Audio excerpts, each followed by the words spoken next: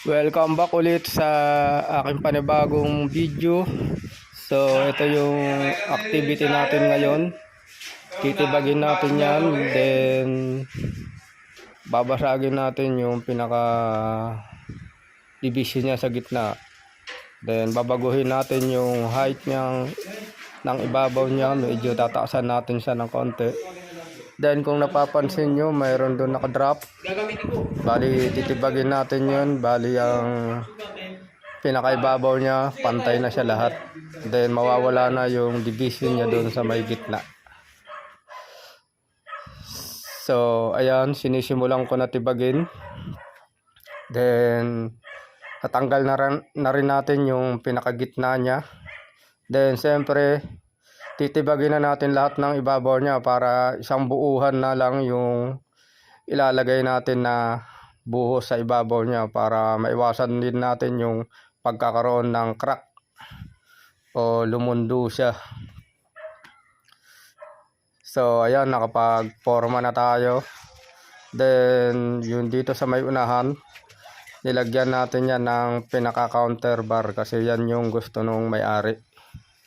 Then binabakalan na natin dito sa may counter bar yung pinaka siding niya. Then popormahan na natin yan, back to back na forma para matibay siya. So ayan na nga, nakapagbakal na tayo. Lahat yan nabakalan na natin.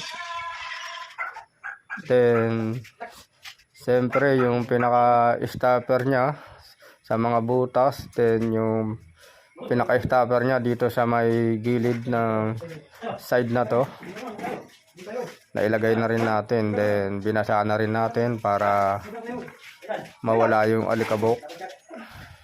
Then para hindi masyadong matuyo agad yung ilalagay nating halo. So bali wala tayong labor dito. Bali ako ang magiging mason dyan. Yung mason kasi pinatulong ko siya mag-prepare ng halo. Then yung dalawang pintor, sila din ang naghalo dyan. So wala tayong nakuhang video sa paglalagay natin ng halo. Kahit na picture, hindi tayo nakapag-picture. So ayan, nandyan sila, naghahalo sila sa kabilang side yan.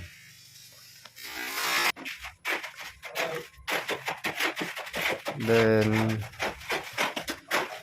pag nabuhusan na natin to, hindi na tayo gagawa nung granite nya. So ayan, nabuhusan na natin, nabuo na natin, then nabuli na natin siya. So yung granite nito pinakontrata ng may-ari doon sa kakilala nila na gumagawa ng granite. So maganda ang kakalabasan nito pag nakita nyo na nailagay na yung granite nya.